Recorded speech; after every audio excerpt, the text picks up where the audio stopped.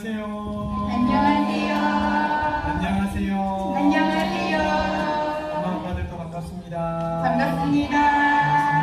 한 주간 잘 지내셨어요? 네. 한 주간 또 살림하시랴 애들 키우시랴 직장일 하신다고 다들 너무 수고 많으셨습니다. 우리 옆집이랑 같이 한번 인사 한번 할까요? 한 주간 정말 수고 많이 하셨습니다. 한 주간 수고 많이 하셨습니다. 기분대로 말고 말씀대로 양육합시다. 기분대로 말고 말씀대로 양육합시다. 기분대로 키울 때는 좋은 기분으로 대합시다. 기분대로 키울 때는 좋은 기분으로 대합시다. 여러분 집에서 아이들이 인상 쓰고 있을 때 너 왜 인상 쓰고 있냐 이렇게 말하면 안 된대요. 왜냐하면 그 부모님의 그 표정 그대로 따라하는 거라는 이야기가 있습니다. 그래서 아이들에게 뭔가를 말하기 전에 내 표정이 어떤가 먼저 거울 속에서 확인하고 내 표정을 바꾸면 아이들도 금방 이렇게 바꾼다는 이야기가 있습니다.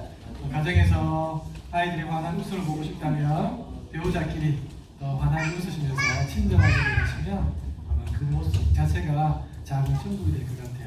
자, 그런 의미에서 다시 한 번 더 우리 인사하겠습니다. 기분대로 말고 하나님의 말씀대로 양육합시다. 좋은 기분을 오랫동안 잘 유지합시다. 감사합니다.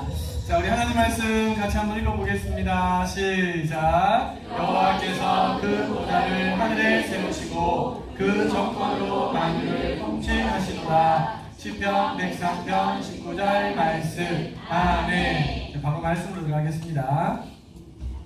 자, 두 개의 나라가 있습니다. 사는 것이 비슷하고 그리고 자연환경도 비슷하고 모든 것이 비슷한데요. 전혀 다른 두 명의 왕들이 세워졌어요. 한쪽에서는 아주 선하고 지혜로운 왕이 세워졌는데 이 왕은 국방을 튼튼히 하면서 자기 나라에 사는 백성들의 마음에 평안함을 줬고요. 그리고 좋은 법을 만들고 국민들이 내는 세금을 가지고 좋은 복지시설을 만들어서 가난하고 힘들고 어려운 사람들도 살아갈 수 있는 희망을 주는 그런 국가를 아름답게 세워가기 시작했어요. 근데 반대로 옆나라에 있었던 이 왕은 선하지도 못하고 지혜롭지도 못하고 반대로 악하고 난폭하고 또 무지한 왕이었어요. 국방도 부실하고 세금을 많이 못 얻어들였는데 그 세금으로 자기 배를 채우고 자기 땅을 자기 사유지를 더 많이 사는 데만 오로지 관심이 있었어요. 그리고 법도 제대로 만들지 못해서 불법이 난무하고 사람들이 살아가지만 늘 불안한 삶 가운데 살아가는 나라가 있습니다. 자, 우리 친구들, 만약에 두 나라 중에 한 나라를 선택할 수 있는 권한이 있다면 어느 나라를 선택할까요? 그럼요, 그렇죠. 아마 저기 선한 왕이 있는, 지혜로운 왕이 있는 그 나라를 선택할 거예요. 아마 이거는 누구나 다 그렇게 생각할 것 같아요.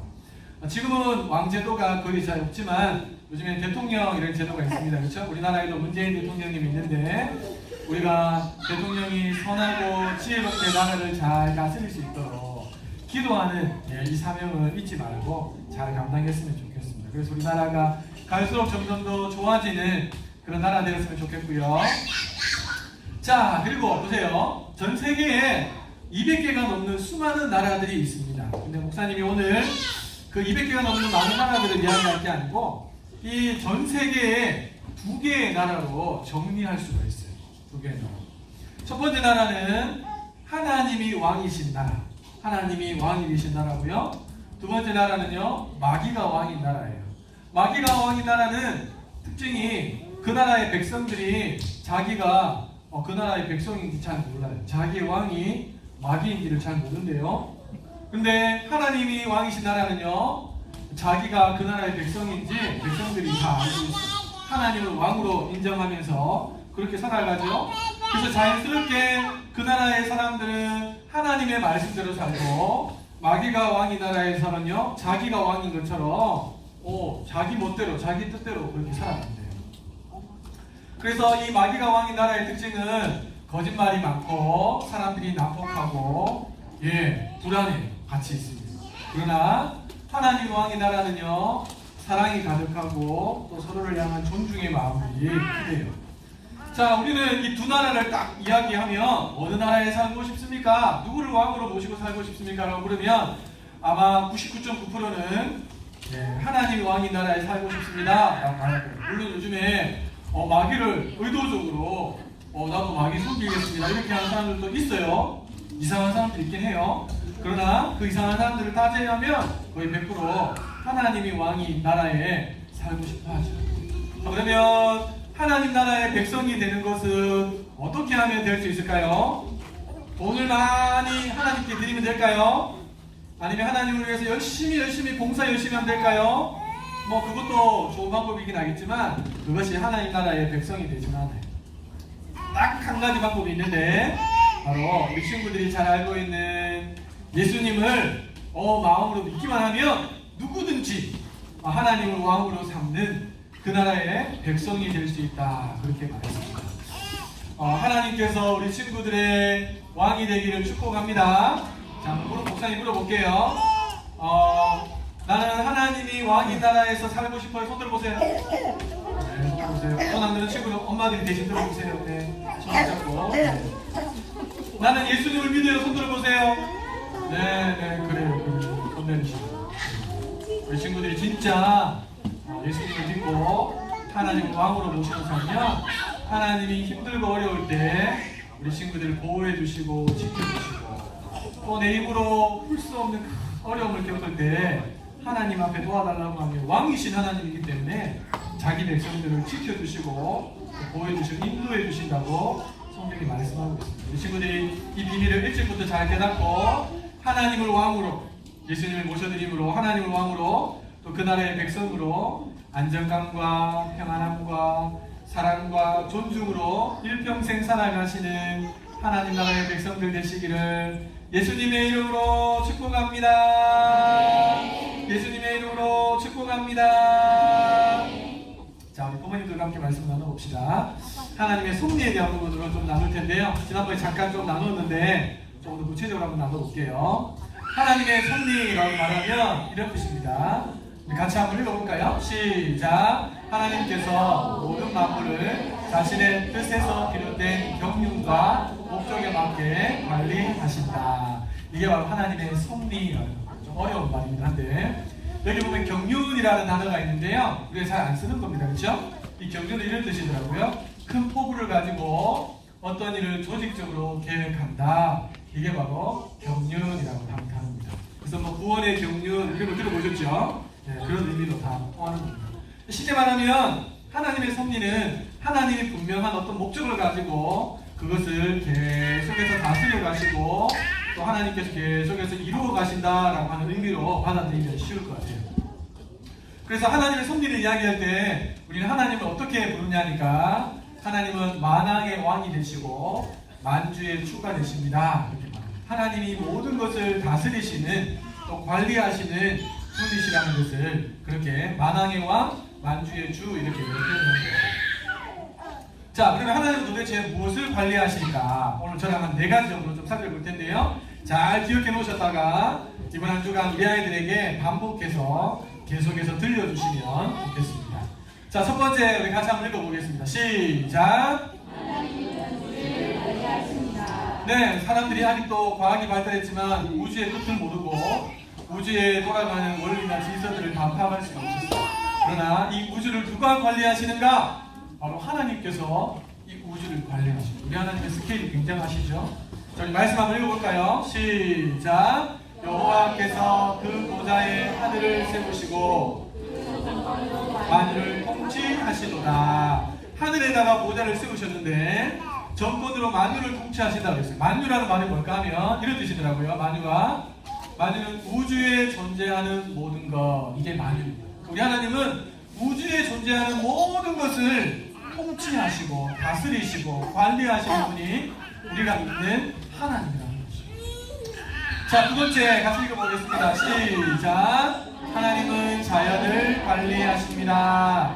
자, 자연 중에서 같이 한번 읽어볼게요. 시작! 나 여호와는 해를 낮에 빛으로 주었고 달과 별들을 밤에 빛으로 규정하였고 바다를 격동시켜 그 파도로 소리치게 하나니 하나님은 낮과 밤 해와 달과 별 그리고 저 드넓은 그 바다를 하나님께서 친히 관리하십니다.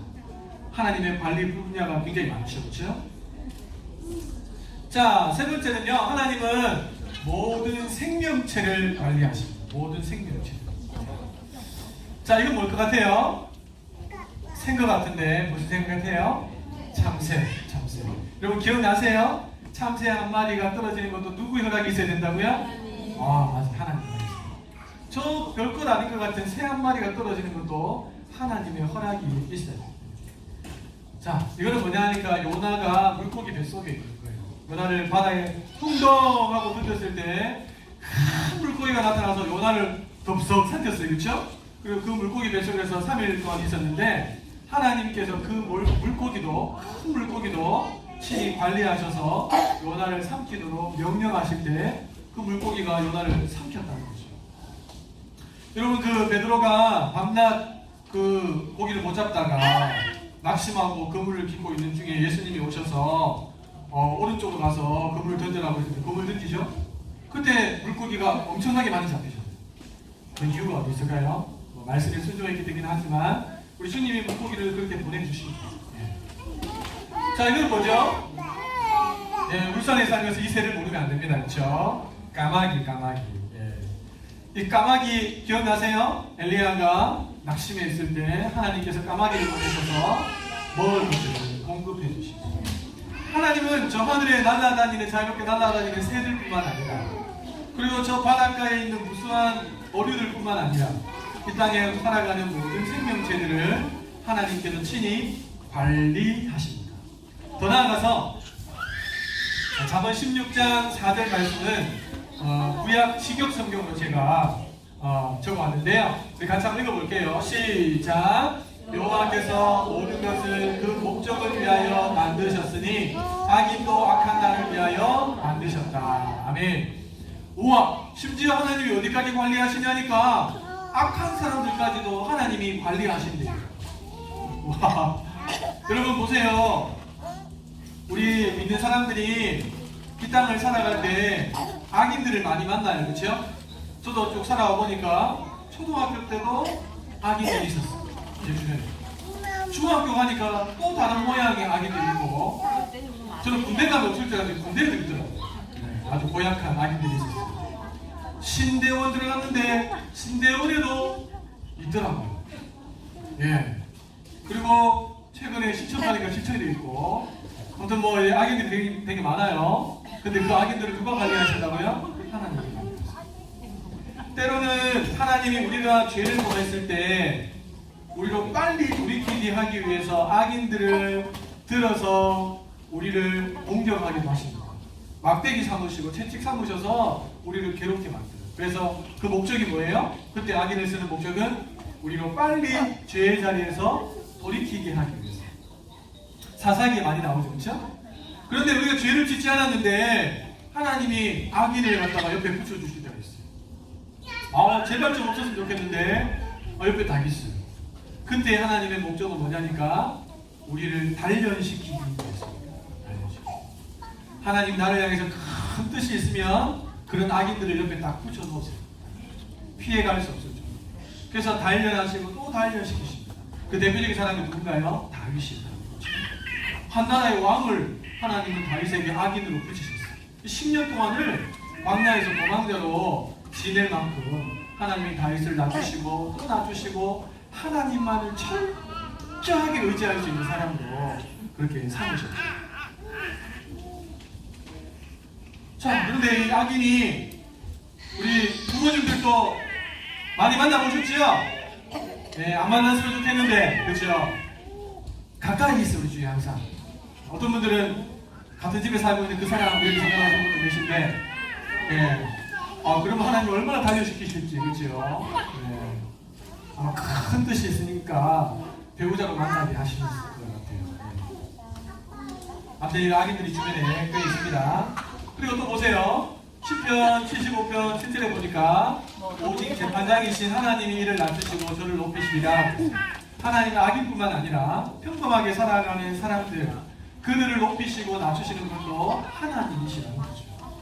여러분, 사람들이 막 작당을 해서 자기들이 술수를 내서 그래서 저 사람이 어떤 정권을 잡고 어떤 사람이 뭐 힘을 얻고 그렇게 되는 것처럼 보이죠. 맞아요. 그렇게 보여요.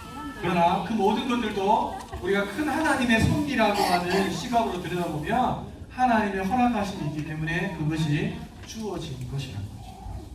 그래서 우리 예수 믿는 사람들은 이 하나님의 섭리라고 하는 안경을 끼고 나에게 일어나는 상황들을 해석하고 또 주변에서 일어나는 일들을 볼 수 있어요. 이게 안 되면 하나님이 나 사랑하신다고 하시면서 왜 나를 이렇게 힘들게 하세요? 하나님 정말 살아계신 거 맞으세요? 나 하나님께 실망했어요? 하나님 원망하고 막 그렇게 돼요. 그러나 하나님의 그 놀라운 섭리라고 하는 큰 이 양경을 끼고 그 상황을 보면 이런 상황 속에서도 하나님이 나에게 뭔가를 원하시는 뜻이 있겠구나. 선하신 하나님, 좋으신 하나님이 나에게 뭔가 좋은 뜻을 가지고 저 악한 사람을 붙이셨구나. 내가 잘못했던 거 빨리 돌이키게 하시려고 하나님 내가 죄 가운데 거하지 않도록 하기 위해서 저 악한 사람을 붙이셨구나. 이 사실들을 깨닫고 전혀 다른 방향으로 해석해서 긍정적인 믿음의 삶을 살아갈 수 있는 원동력이 된다는 것이죠. 자, 우리 복습해 보겠습니다. 하나님은 무엇을 관리하시나요? 첫 번째, 두 번째, 세 번째. 자, 네 번째 같이 읽어보겠습니다. 시작. 하나님은 모든 것을 관리하십니다. 모든 생명체뿐만 아니라 모든 것을 다 관리하십니다. 자, 우리 시편 잠언 16장 33절 같이 읽어봅시다. 사람이 죄비는 보구나 이를 작정하기는 여호와께 있느니라. 이를 작정하기는 하나님께 있어. A가 맞는지 B가 맞는지 잘 모르겠어요. 그래서 이 목사님에게 물어보니까 A가 맞다고 하고 저 목사님에게 물어보니까 B가 맞다고. 내 마음의 동기를 들여다봐도 악한 동기가 없어요. 근데 A를 선택하든 B를 선택하든 큰 차이는 없는 것 같은데 근데 뭘 선택해야 될지 잘 모르겠어요.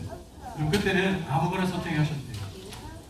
하나님께서 여러분이 선택하신 것에 합당하게 여러분들 간혹 이제 제비뽑기 하시는 분들도 계시더라고요. 한 가지 방법이 될 수 있습니다. 자, 그래서 하나님께서 이 모든 것을 관리하신다라는 믿음은 우리에게서 너무너무 중요합니다. 이 모든 것의 주인이 하나님이시고 하나님이 다스리시는 왕이 되신다는 것을 인정하는 것이기 때문에 그러합니다. 자, 그래서 저를 한번 따라해 보겠습니다. 우연은 없습니다. 오직 필연만 있습니다. 우연이 없어요. 절대로 우연이 없어요. 우연스럽게가 난 거지. 아니에요.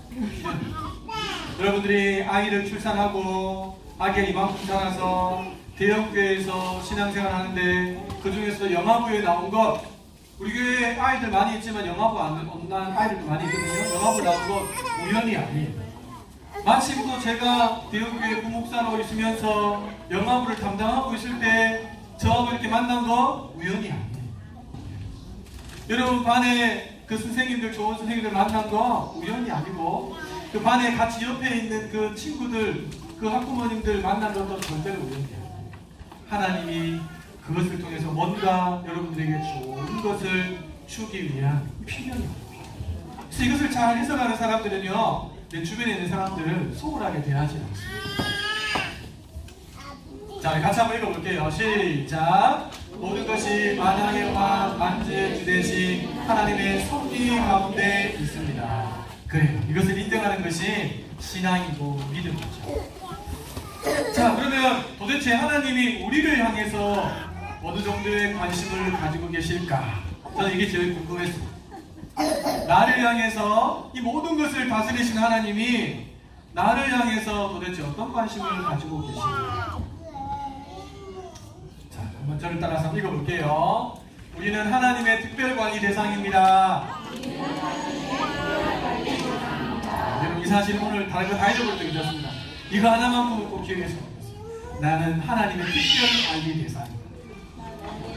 네. 군대에 가면 공관들이라고 있었어요. 예전에 제가 군대에 있을 때. 근데 요즘에는 좀 이름이 바뀌어갖고 뭐 특별관리, 뭐 특별보호, 뭐 여러가지 이름으로 바뀌었는데 그런 의미의 특별관리 대상이 아니에요.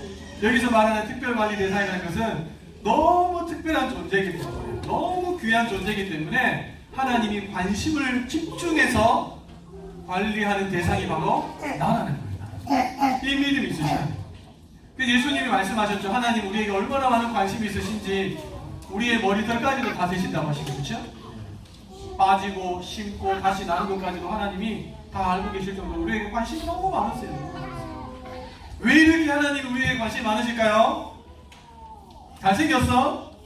걸작꿈이어서? 뭐 그것도 맞긴 하지만 자기 아들을 감추고 산 존재가 바로 우리이기 때문에 하나님이 관심을 안 둘 수가 없어요. 예.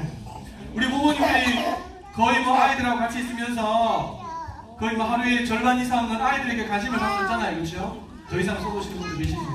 근데 하나님은 주무시지도 졸지도 않으시면서 우리를 지키시고 우리와 함께 하시는 분이 하나님이세요. 이 사실을 기억하셔야 돼요. 그리고 하나님은 항상 선한 의도를 가지고 우리에게 다가오시고 우리의 주어진 모든 삶을 풀어가시는 분이 하나님의 사실을 절대로 잊어버리시면 안 돼요. 절대로. 자, 그래서 우리가 연약할 때 하나님은 보살펴 주시고 도와주시고 우리가 공경에 처할 때 구해내시기도 하시고 또 우리의 훈련을 위해서 성숙을 위해서 적의 손에 넘기기도 하시고 여러분 아이들이 원할 때마다 다 채워주면 그게 좋은 것처럼 느껴지잖아요. 그렇죠? 나는 너에게 무언가를 다 해줄 수 있는 부모야. 근데 아이들이 요구가 자라면 자랄수록 요구도 커지거든요.